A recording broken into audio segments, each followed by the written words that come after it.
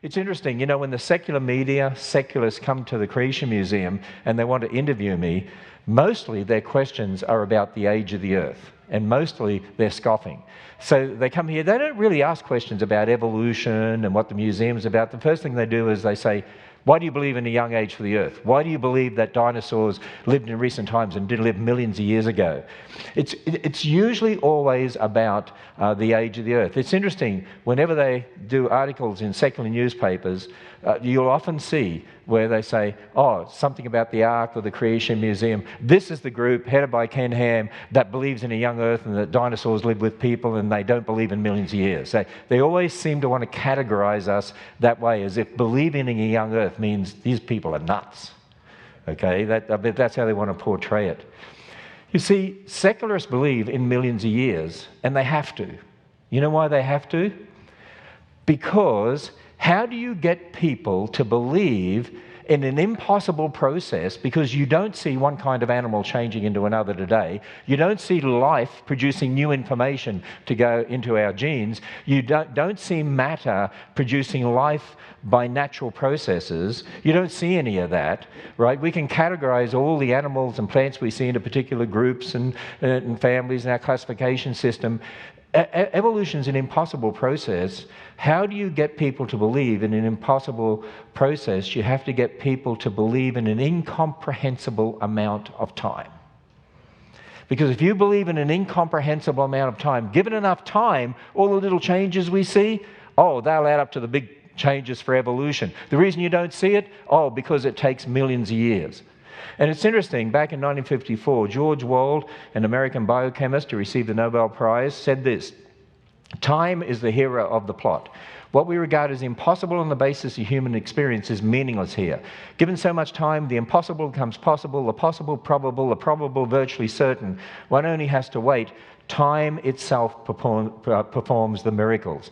And so, really, for the secularists, time is one of their gods, because it performs the miracles. And I'm going to say to you, and I already did a session on this week, on Tuesday, when we talked about one blood, one race, and did a section on genetics, you can have all the time you want, but you will never find an example where matter produces brand new information to get added into the genome, because natural selection, adaptation, acts on the genetic diversity already present in living creatures. You never see new information being generated to evolve one kind into another. You can have all the time in the world, and you'll never see matter generating an information system and a language system. I'll talk about that tomorrow, that we have in DNA. And so time doesn't help, but in people's minds, if you've got enough time, anything can happen.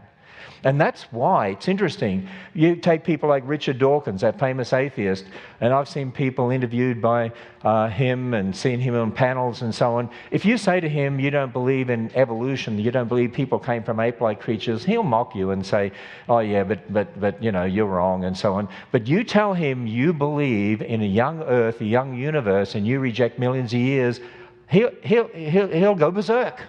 Almost becomes emotionally unstable. Because they have got to believe in millions of years. Think about it. If they don't have millions of years, they can't propose their evolutionary ideas. That's why they have to cling to millions of years regardless. And so we make no apology about the fact that we believe the earth is only thousands of years old. In fact, I believe about 6,000 years old. Now, people say to me, where do you get the 6,000 from? Because you don't open up the Bible and it says the earth is 6,000 years old. You're right, the Bible doesn't give a date for creation. If it did, that'd be a problem. You know why that'd be a problem? Because the Bible was completed 2,000 years ago.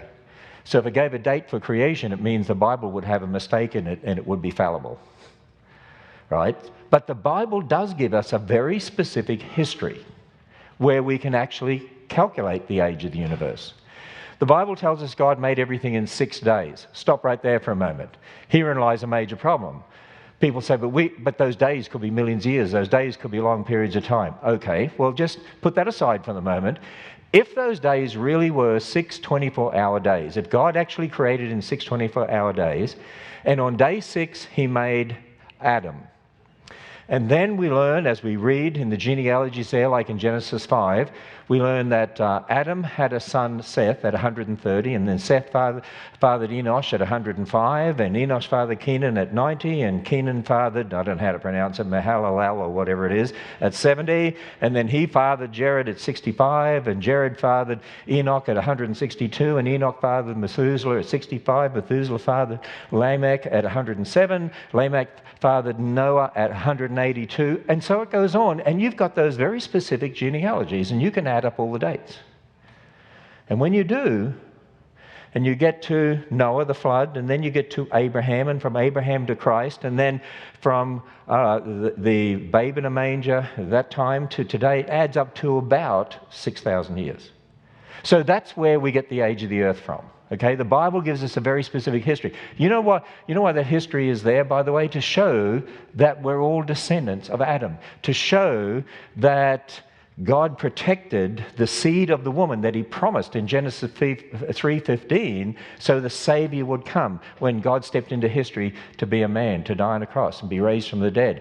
Is to show that God fulfills his promises and to show the real history and that we're all descendants of Adam and Eve. So that history is very important. By the way, some people will say to you, oh yeah, but in the New Testament, those genealogies have gaps in them. Well, of course they do in the New Testament. They're only summaries in the New Testament. You've got to go to the Old Testament to get the specific genealogies and the details.